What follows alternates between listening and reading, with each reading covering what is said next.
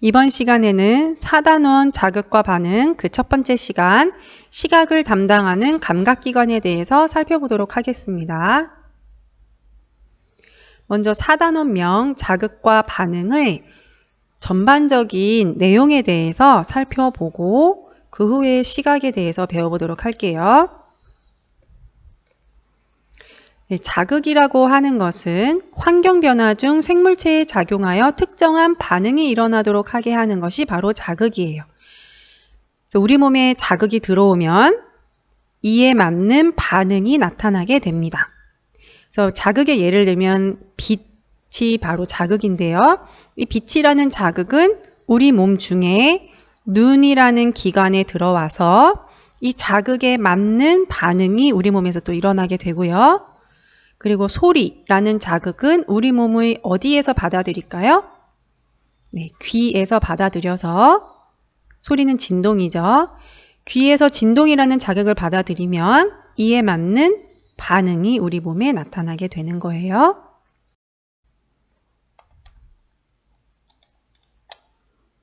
그러면 감각기관에 대해서 살펴볼 텐데요. 감각기관은 외부의 자극을 받아들이는 기관을 감각기관이라고 얘기를 해요.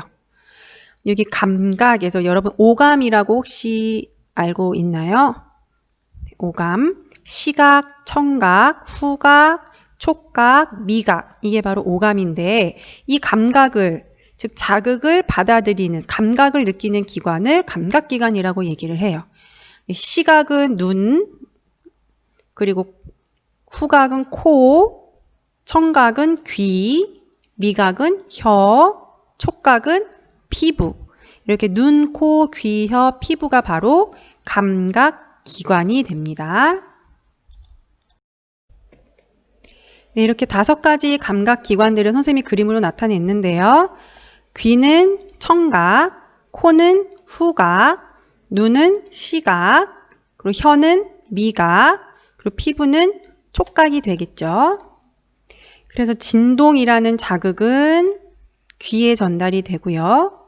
또 기체 물질은 후각에 전달이 되고 빛이라는 자극은 시각을 들어가고 눈으로 들어가고요. 액체 물질은 미각을 자극시키고 그리고 다양한 자극들이 피부로 이렇게 들어오게 돼요.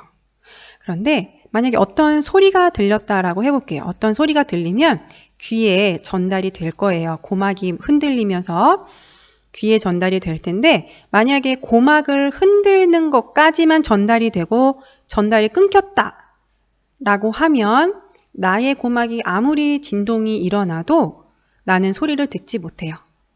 이게 무슨 말이냐면 자극이 들어오면 반드시 이곳까지 전달이 돼야 됩니다. 어디까지 전달이 돼야 되냐면 뇌까지 전달이 돼야 돼요.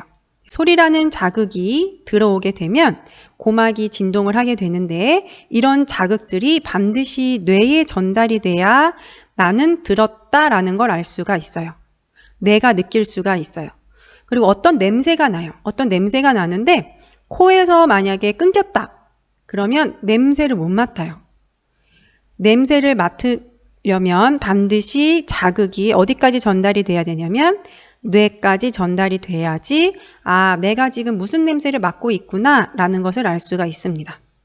마찬가지로 눈에 어떤 빛이 들어와서 상이 맺혔는데 이게 뇌까지 전달돼야지 나는 본다라는 걸 인지를 하게 돼요. 만약에 눈에 상이 맺혔는데 이것이 뇌까지 전달이 안 된다. 그러면 내 앞에 무언가가 있어도 나는 그것을 보지 못합니다.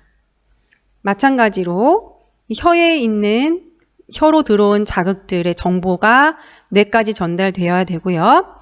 피부에 있는 다양한 자극들의 정보가 뇌로 전달이 돼야지 나는 느낄 수가 있는 거예요.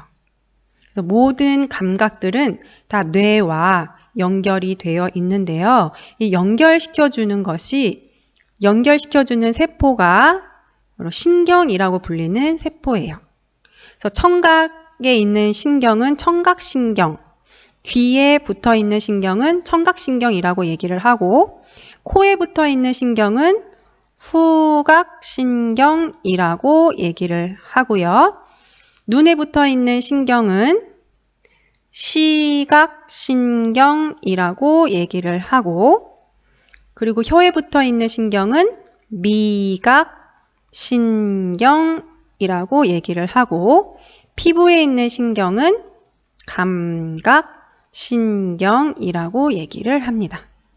그래서 이 신경들이 어떻게 잘못돼서 끊어지거나 하게 되면 소리를 못 듣게 되거나 하는 일이 발생할 수가 있는 거예요. 그래서 이게 바로 신경이고요. 한번 지금까지 선생님이 설명한 거를 좀 정리를 좀 해보도록 할게요. 자, 자극이 귀로 들어왔어요. 그러면 귀에 있는 세포, 청각세포가 무엇과 연결이 되어 있냐면 청각신경과 연결이 되어서 뇌로 그 정보를 전달해주게 됩니다. 마찬가지로 자극이 코로 들어오게 되면 코에 있는 후각세포가 후각신경과 연결이 되어 있어서 뇌까지 그 정보를 전달해 주고요. 또 자극이 눈으로 들어오게 되면 눈에 있는 시각세포가 시각신경과 연결이 되어 있어서 뇌까지 그 정보를 전달해 주게 됩니다. 또 혀로 자극이 들어오게 되면 혀에 있는 미각세포가 뇌까지 미각신경을 통해서 전달을 해주게 되고요. 피부로 자극이 들어오면 피부에 있는 다양한 감각점이 뇌까지 감각신경을 통해서 전달을 해주게 되는 거예요. 시각을 담당하는 감각기관의 학습 목표 살펴볼게요.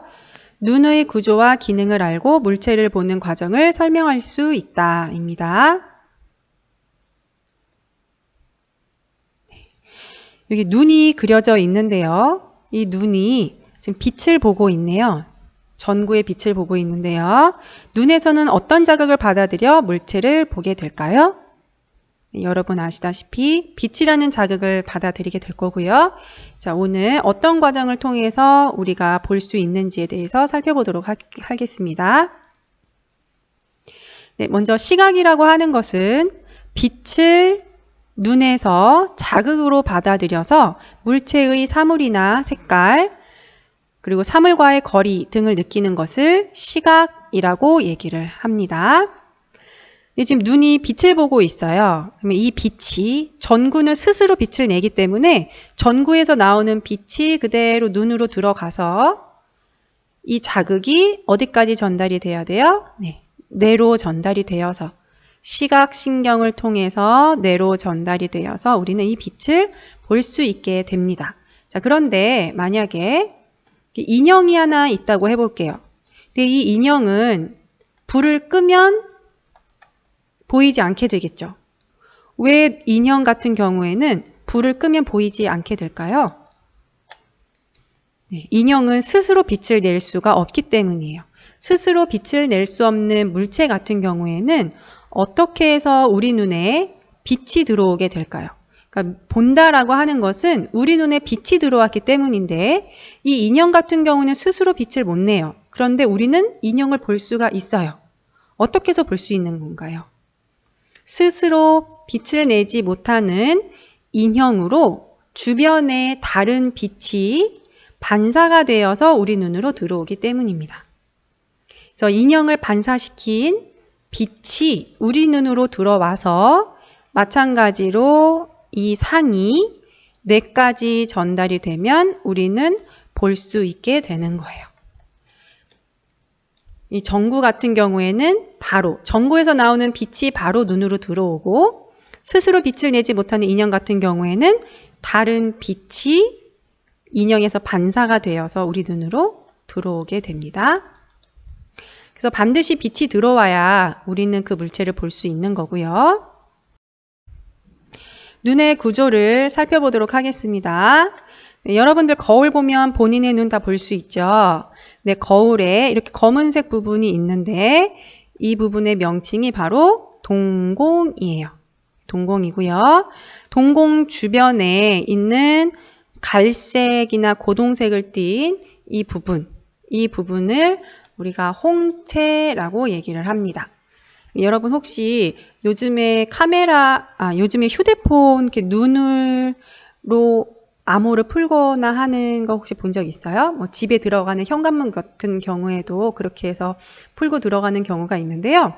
물론 지문 인식도 있지만 홍채 인식이 또 있습니다. 그래서 지문도 마찬가지로 사람들마다 다르기 때문에 그 지문을 이용해서 사람을 인식하고 이제 암호가 풀어지는 형식인데요.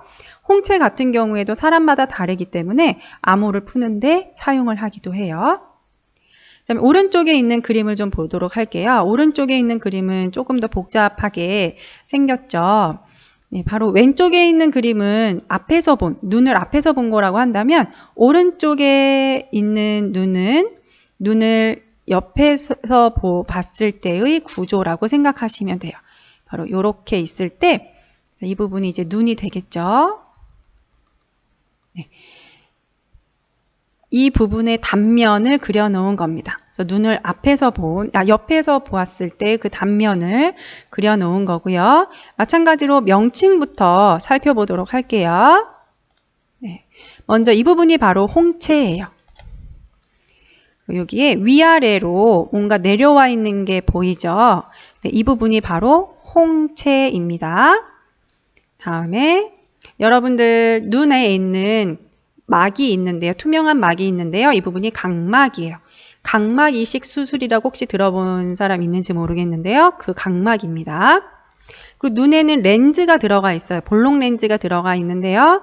이 부분을 수정체라고 얘기를 하고요. 그리고 우리 눈에는 막이 3개가 있는데 우리 교과서에는 하나의 막, 가장 안쪽에 있는 망막, 이 부분에 상이 맺혀야 우리는 볼 수가 있습니다. 망막이라고 하고요. 그리고 바로 이 다발, 길게 뻗은 이 다발이 바로 시각신경이고 이 시각신경이 뇌까지 연결이 되어 있습니다.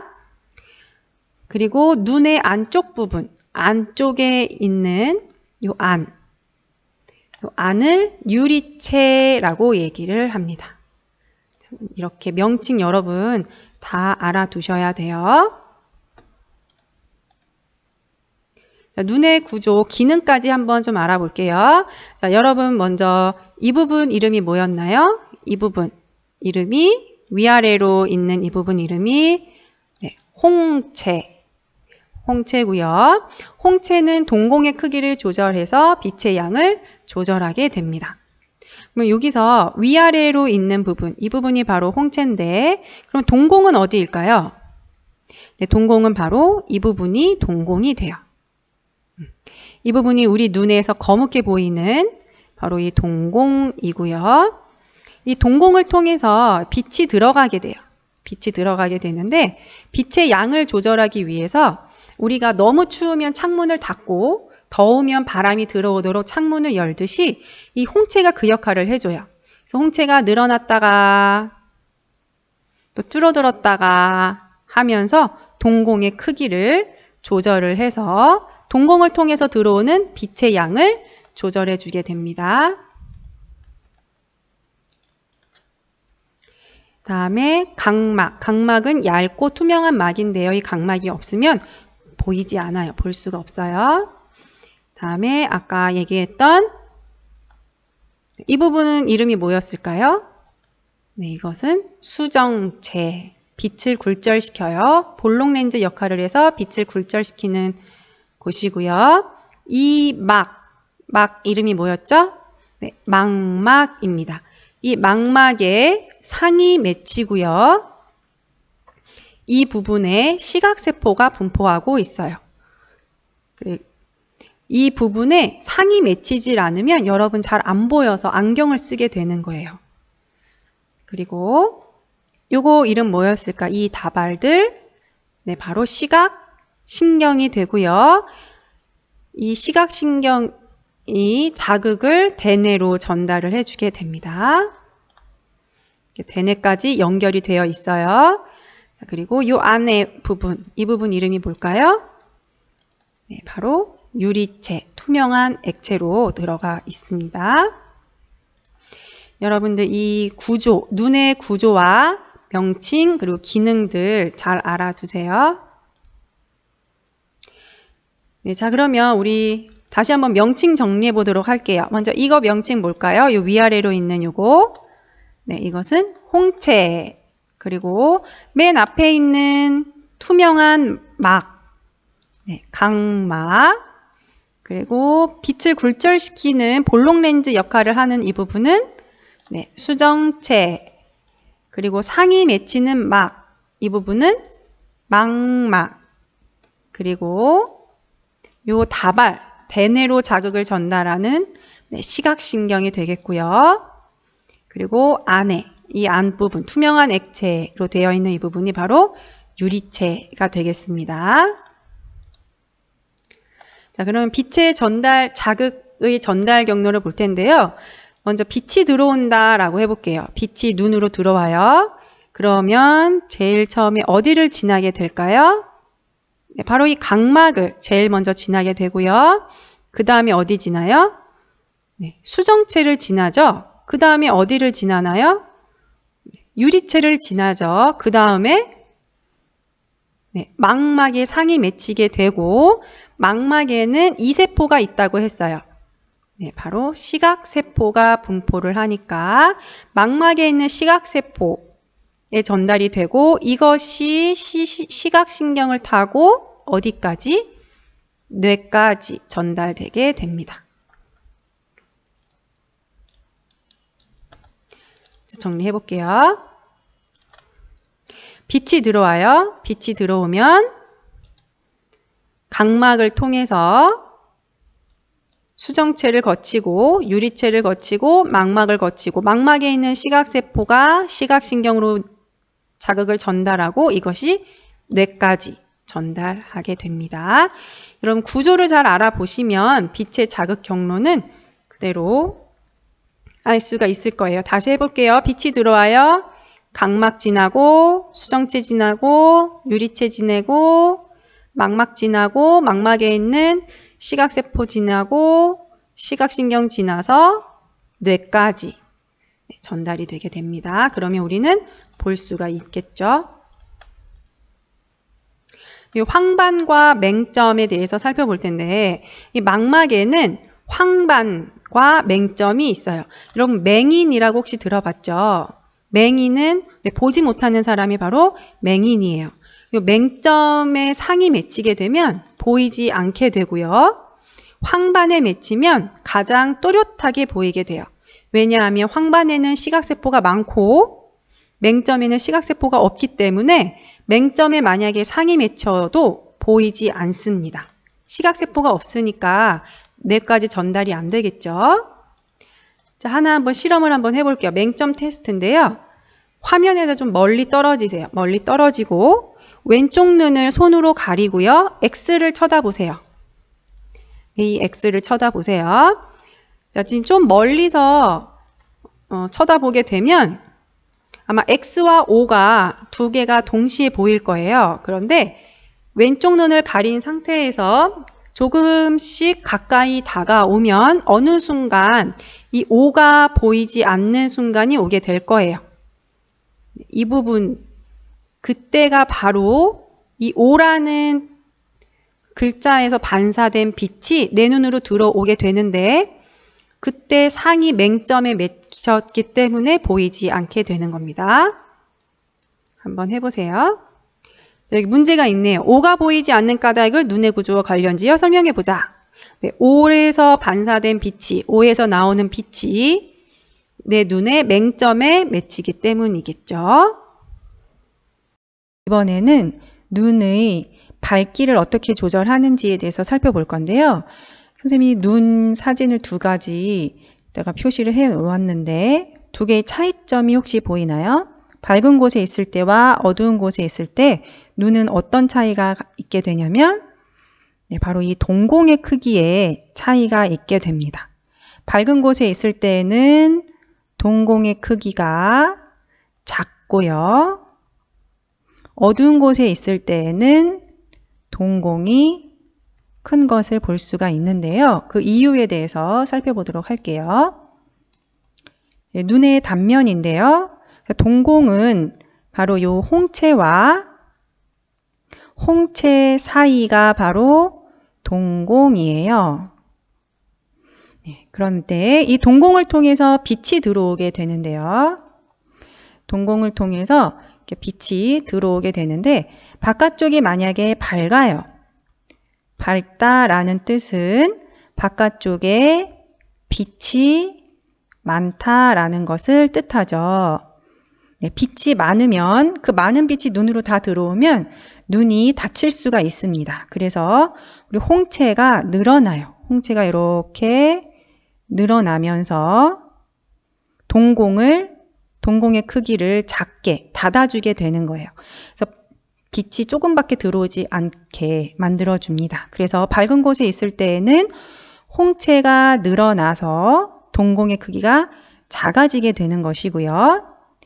그리고 반대로 어두울 때에는 어둡다라고 하는 것은 바깥쪽에 빛의 양이 적다라는 것을 뜻하죠.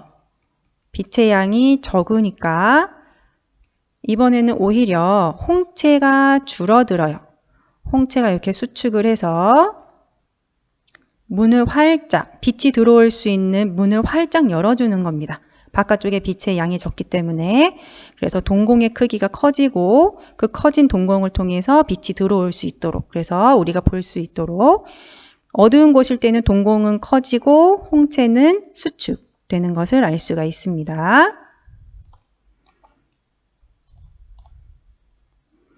자, 한번 정리해 볼게요. 자, 왼쪽에 있는 그림, 이 그림은 언제? 밝을 때, 어두울 때, 동공의 크기가 작으니까 밝을 때, 오른쪽이 어두울 때가 되고요. 주변이 밝을 때에는 홍채가 확장이 되고요. 홍채가 늘어나고 그래서 동공이 작아지게 됩니다. 동공이 작아져서 눈으로 들어오는 빛의 양을 감소시키는 거죠. 홍채가 확장이 되고요. 그리고 어두울 때에는 홍채가 수축이 됩니다. 홍채가 수축이 되어서 동공은 커지게 되고요. 동공이 커져서 눈으로 들어오는 빛의 양이 증가하게 되고 홍채는 수축하게 됩니다. 이 차이점 여러분 잘 알아두셔야 돼요. 자, 이번에는 거리 조절을 한번 볼 텐데요. 거리 조절은 어떻게 하냐면 수정체의 두께로 해요. 수정체가 두꺼워질 때가 있고요.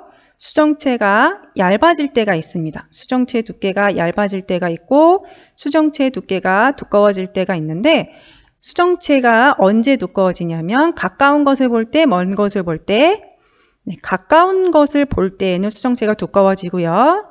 먼 곳을 볼 때에는 수정체가 얇아지게 돼요. 그래서 수정체의 두께를 조절하면서 우리는 원근 조절을 하게 됩니다.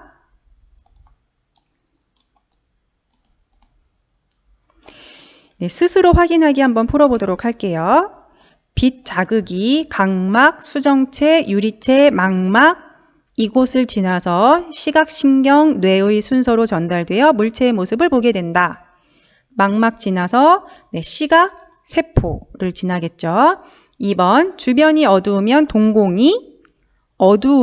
동공이 커지겠죠. 빛을 많이 들여보내야 되니까 커지고 주변이 밝으면 동공이 작아진다. 3번, 낮에 어두운 극장에서 영화를 보다가 밝은 극장 밖으로 나가서 하늘의 비행기를 볼 때 눈에서 일어나는 변화를 설명해보자. 그랬습니다. 낮에 어두운 극장에 있다가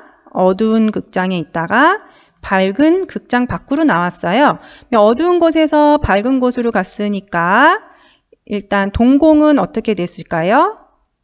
네, 동공은 작아지겠죠.